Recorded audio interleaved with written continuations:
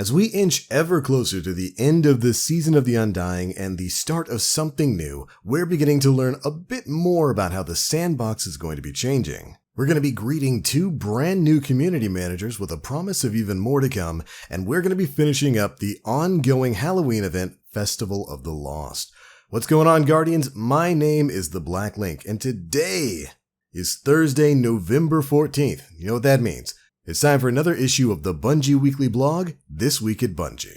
And this week, we are learning about some pretty big changes coming to a few fan favorites, shall we say. Before we get on into all of that, of course, Festival of the Lost is coming to a close next week. November 19th, 2019, that event is going to be going away. So if you've yet to get your hands on the Braytech Werewolf, all of the masks or triumphs tied in with that event, or if you want to get a few more games in on Momentum Control, you've got until Tuesday to get that stuff done. Momentum Control in particular is going to be something that I really miss when it's gone. So I'm certainly going to be spending a few hours in there grinding out some more scout rifle kills before it goes away. Additionally, if you still want a chance at the special fashion emblem, the Levante prize, you can still turn in some last-minute submissions for that over on the creations page on Bungie.net. And even here in the TWAB, we get some awesome submissions that are definitely worthy of praise. Anyways, moving on from there, we've got 2 new global community managers from Bungie coming in. A new French community manager in Epionzilla, which I can only hope is a Gundam Wing reference. And Maurice Zerjav is going to be taking care of the German-speaking community. Hopefully I said those names right, but I want to issue them a warm welcome to the community team at Bungie. Hopefully they're ready to start fielding those Thundercoil complaints in multiple languages. Make sure you go give them a follow on Twitter and say hi, and that it's great to have them on board. But speaking of community, our resident hero DMG04 is holding a bit of a community thing.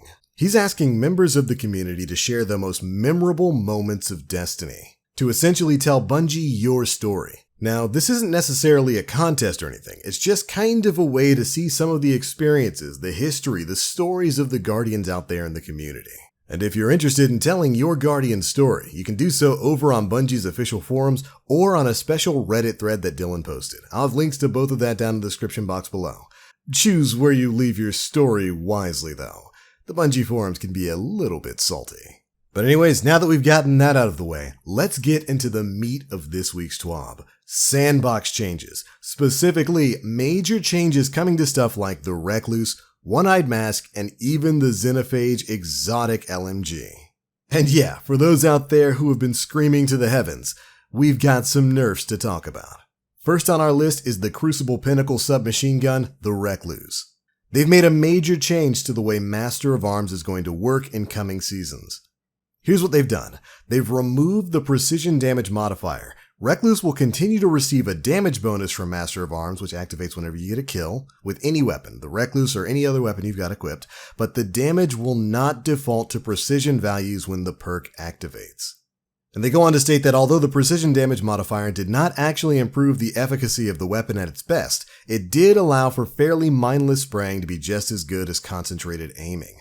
Basically, what they're doing here, Master of Arms is for the most part going to work the same. You get a kill with the Recluse or any other gun that you've got equipped, Master of Arms is going to go live for 5 seconds, and in that 5 seconds, Recluse is going to deal enhanced damage. Now, what it did before is it basically made your outgoing damage not only do more, but you also basically did precision damage on body shots with the Recluse.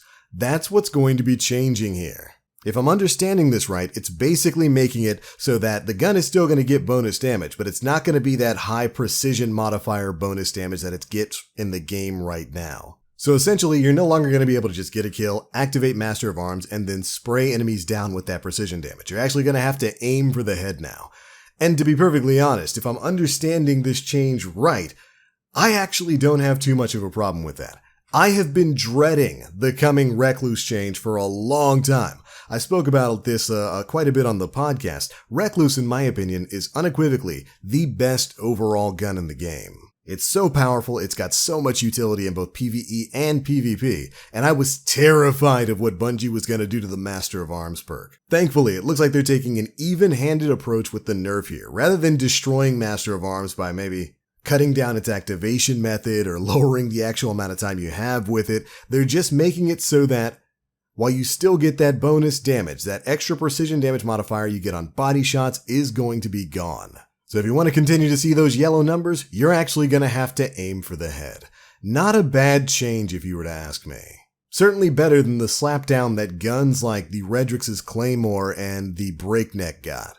Both weapons that I hope see buffs in the near future. But that's not where this nerf train is stopping, because if it's not the Recluse people are complaining about, it's certainly this next one.